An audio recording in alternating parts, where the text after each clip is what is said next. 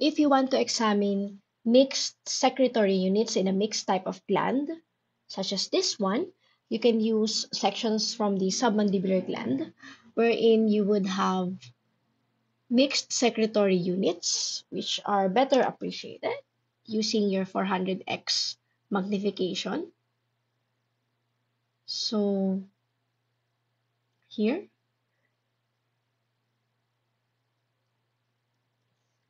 again, you can see your ducts, which is composed of lining epithelium,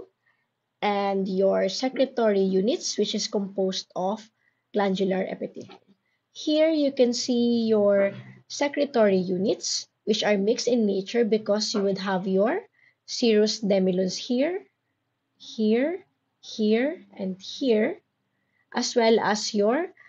um, mucous secretory cells together in one unit. Serous units can also be seen in their own unit with no mucous cells interspersed with them, so that's also possible. So again, the difference between serous and mucous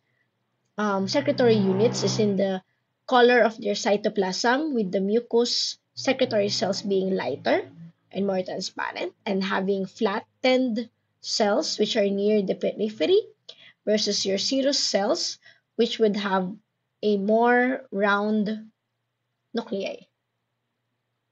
So again, this gland has ducts, thus it is endocrine,